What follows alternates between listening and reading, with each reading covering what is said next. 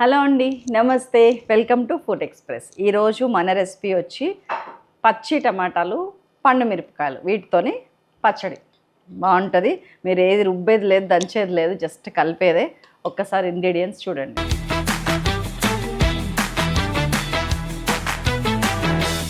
టమాటాలు, పండుమిర్చి, ఆవపిండి, మెంతిపిండి, జీలకర్ర పిండి, ఉప్పు, పసుపు, కారం, వెల్లుల్లి, కరివేపాకు, ఆవాలు, జీలకర్ర, మెంతులు, ఎండుమిరపకాయలు, ఇంగువ. మంచిగా ఒక వెడల్పాటి గిన్నె తీసుకున్నాను. దాంట్లో ఒక 50 ml ఆఫ్ ఆయిల్ వేసేసాను.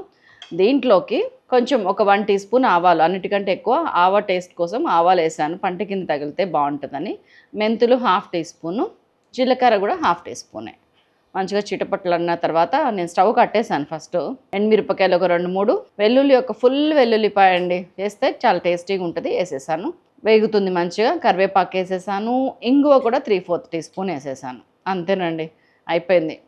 తాలింపు పక్కకు పెట్టేసి మంచి బౌల్ తీసుకొని 2 పెద్ద పెద్ద టమాటాలు ఒక 2 ఇట్లా చిన్న ముక్కలు కట్ చేసుకొని ఒక 100 గ్రామ్స్ ఉండేటట్టు చూసుకోండి ముక్కలు వేసేసాను. దీంట్లోకి 2 టేబుల్ స్పూన్స్ పండు మిర్చి పేస్ట్ వేసాను. దీంట్లో ఉప్పు కలిపి ఉంది కాబట్టి నేను ఉప్పు తగ్గిస్తాను వేసేటప్పుడు. పసుపు ఒక 1/8 టీ స్పూన్ వేసాను. సాల్ట్ ఒక 1.5-2 టీ స్పూన్స్ వేసాను. కారం ఒక 2 టీ స్పూన్స్. అన్నీ కలిపేసి ఇప్పుడు మెంతిపిండి ఒక 1 టీ స్పూన్ ఫుల్ వేసాను. ఆవపిండి 3/4 టీ స్పూన్, జీలకర్ర పొడి 1/2 టీ స్పూన్. That's all. మళ్ళీ అన్నీ కలిపేసి ఈ పాటికి మన తాలింపు ఉంది కదా, చల్లారిపోయింది, అది కూడా వేసి కలిపిన తర్వాత మీకు పులుపు ఎక్కువ కావాలనిపిస్తే 1 లేదా 2 నిమ్మకాయలు పిండుకోండి, లేదంటే ఇలాగే తినేయండి.